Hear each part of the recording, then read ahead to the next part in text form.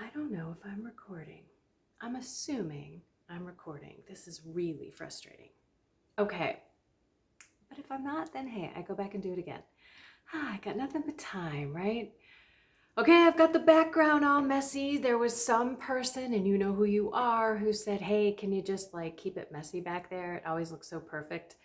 Yeah, well, okay, here you go. I mean, that couch right there has been where my husband has been spending like every day, every night almost, sick. Tonight he's in bed and he's doing well. He's doing a lot better, but we've had a couple of nights, sleepless nights. For those of you who listen to my podcast, you would know this and go to realityreflections.com.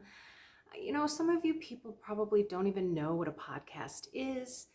So if you've got Spotify or if you've got an Apple phone, go to Apple Podcast. If you've got an Android, go to Google Podcast. You can go to Castbox, Stitcher. I'll put in a plug for my buddy Pete Socks. He has a website, breadboxmedia.com. I'm there as well, Reality Reflections with Kendra Von Esch. And there's a whole bunch of other really good Catholic podcasts there. But if you don't listen to me every day, you probably don't know that the other day I was up all night long with Jeff, and all's good. But we've been having fun. We've been hopeful that this is the last day, and it's just hanging on a little bit. But you know what? We're still hopeful and grateful. And I just wanted to see how you guys were doing, praying for hope, asking God to shower you in that hope, because it's his promise and we can't be sheepish about it. Like if you've got something you really want and desire and it's good for you, this isn't it, by the way, because I did this with God for a while. Lord, look, if you just give me the lottery, I will do such good things with that money. I will like donate it to the churches and the diocese and blah, blah, blah. Yeah. That's probably not God's will for me, but I'm doing it for a good reason. Maybe there's a subtle reason of like not wanting to work. I don't know. Maybe that's in there somewhere. But that's what I'm talking about. If it's not God's will, then of course we don't want it for ourselves.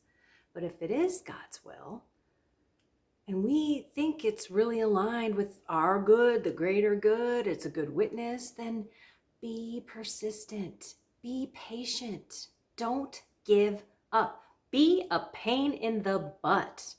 Be that little annoying, that widow, right, who's wanting the judge to make a decision. And he was not a good judge, but he finally made a just decision.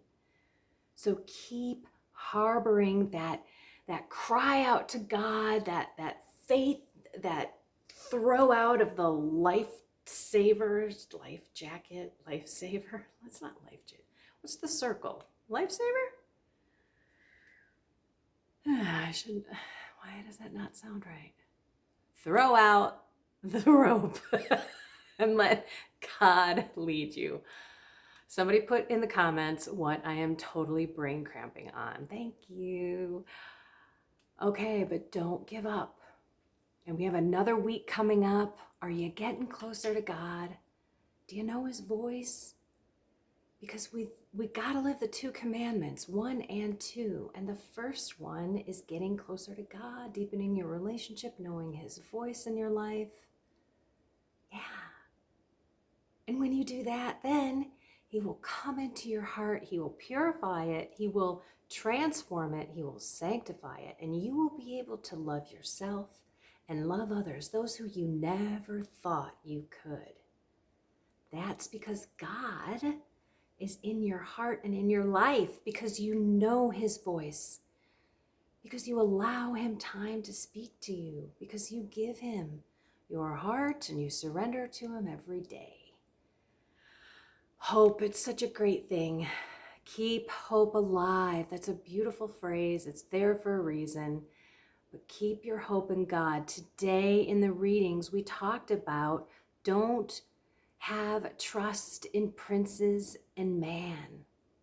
put your faith in God. He's your refuge.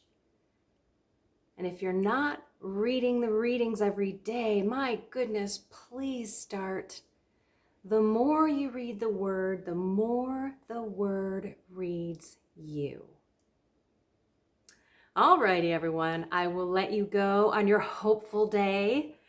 Have a blessed and inspired one. Find something more in God. Take care.